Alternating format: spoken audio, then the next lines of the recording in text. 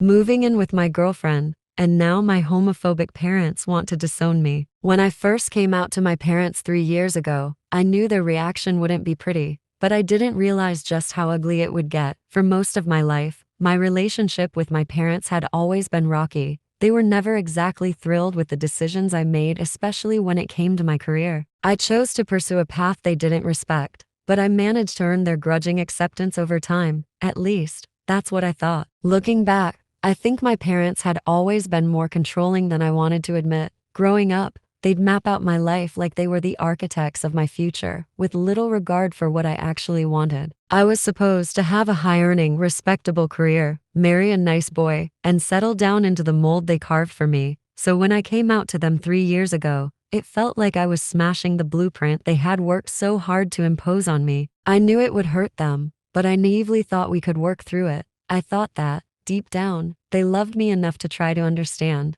That hope was short-lived. The months that followed were the darkest of my life. The air in our house was thick with disappointment, tension, and passive-aggressive comments that stung more than outright insults. I tried to brush it off, telling myself they just needed time to come around. But time didn't heal anything. It only made the divide wider. Eventually, I left. I moved abroad and put a literal ocean between me and the suffocating atmosphere of my childhood home. That move, although terrifying, was the first breath of fresh air I'd had in years. I found myself in therapy, working through all the layers of emotional abuse I hadn't even realized were there. For the first time, I started to feel free. Fast forward to now, and I'm in a relationship with an amazing woman who supports me in ways I never thought possible. We decided to take the next step and move in together. It was a huge milestone for us, and one I was genuinely excited about. But when it came to telling my parents, I hesitated. Part of me wanted to keep the news to myself. I knew their reaction wouldn't be positive, but a small, stubborn part of me still longed for their acceptance. Or maybe, I thought, if I told them this,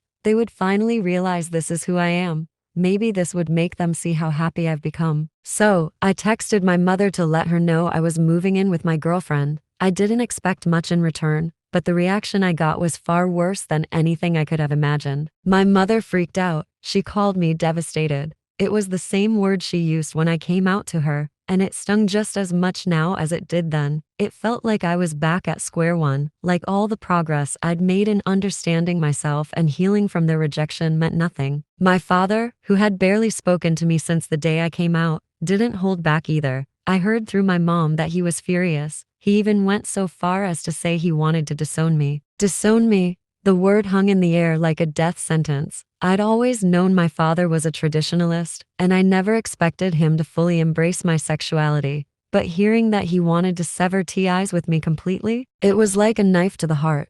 I thought I had prepared myself for their rejection, but nothing could have prepared me for this. Here's the kicker. I had already booked tickets to visit them in 3 weeks, a nearly month-long visit. Part of me wanted to cancel the trip then and there, to never set foot in their house again. But another part of me, the part that still held onto some sliver of hope, thought maybe this trip would be my chance to sort things out once and for all. Maybe if I saw them face to face, we could have a real conversation, one that didn't involve shouting or guilt trips. Maybe they'd see me as a person again, not just as a disappointment. As the date of my flight approached, the anxiety gnawed at me. I tried to prepare myself for the worst, but I couldn't shake the thought that this trip might finally bring some kind of closure. When the day came, I boarded the plane with a knot in my stomach, unsure of what to expect. The moment I stepped foot in their house, though, I knew something was off. The atmosphere felt colder than usual, like the weight of their disappointment was something I could physically feel. My mother gave me a tight, forced smile that didn't reach her eyes.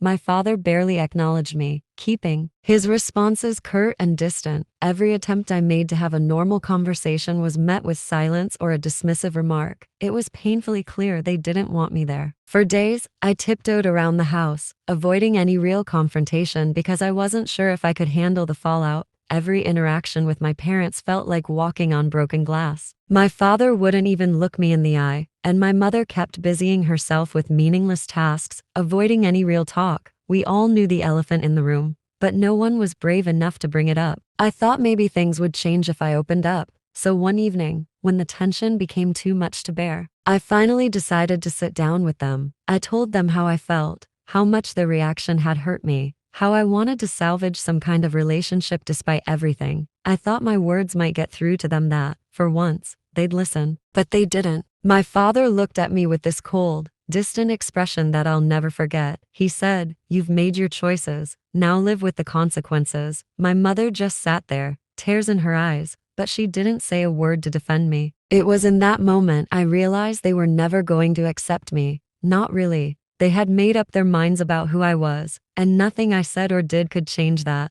I left the room feeling defeated, like a stranger in the house I grew up in. The rest of the trip was a blur of uncomfortable silences and awkward meals. I couldn't wait to get out of there, to go back to the life I had built for myself far away from them. When I finally returned home, I felt like I had left a part of myself behind. I knew things weren't good with my parents, but I hadn't expected it to be this bad. I thought the worst was over. Then, a week after I got back, I received a letter in the mail. It was from my parents. My hands shook as I opened it, already knowing what it would say. In cold, formal language, they informed me that they no longer wished to maintain any kind of relationship with me. They said they couldn't support my lifestyle choices and that from now on, I was on my own. I sat there, staring at the letter, trying to process what it meant. The finality of it hit me like a punch to the gut. They had actually disowned me. The people who were supposed to love me unconditionally had decided that who I am wasn't worth their love anymore. In that moment, I felt a deep, aching sadness, but alongside it, I also felt something else: relief. The constant struggle for their acceptance, the never-ending quest to please them, was over.